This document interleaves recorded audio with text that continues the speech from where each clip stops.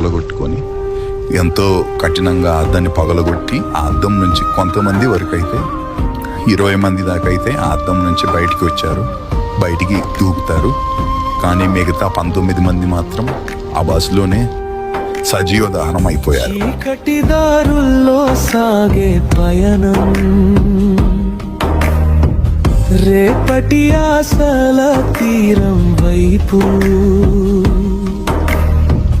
కలలలో కాన కనులన్నీ మూసే, హాయిగా నిదురలో ఎలుగే, లయబద్ధమైన ఇంజను శబ్దంలో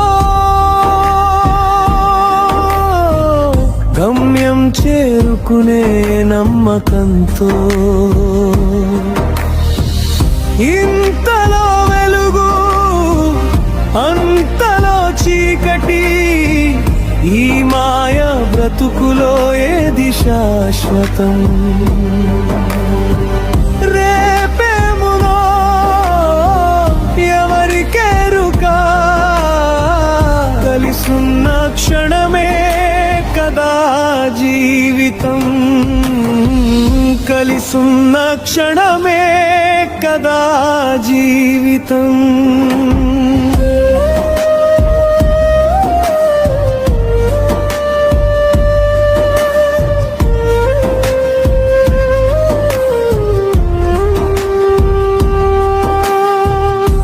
అదే దావిలో మరో కథ మొదలై,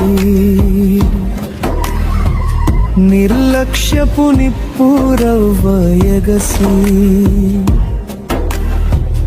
ఒక్క ఘాతము 100 ప్రాణాల వేదన, మంటల రూపంలో విధి ఆడి రచ్చెను, రెప్పపాటులో మారిపోయెను రాతలు,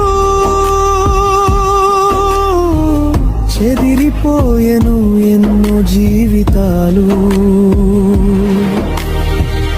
ఇంతలో వెలుగు అంతలో చీకటి, ఈ మాయా బ్రతుకులో ఏది శాశ్వతం? రేపేమవునో ఎవరికెరుక,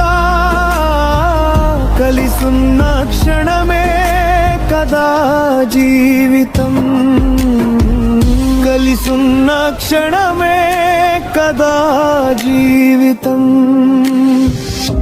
మంటలార్తనాదాలు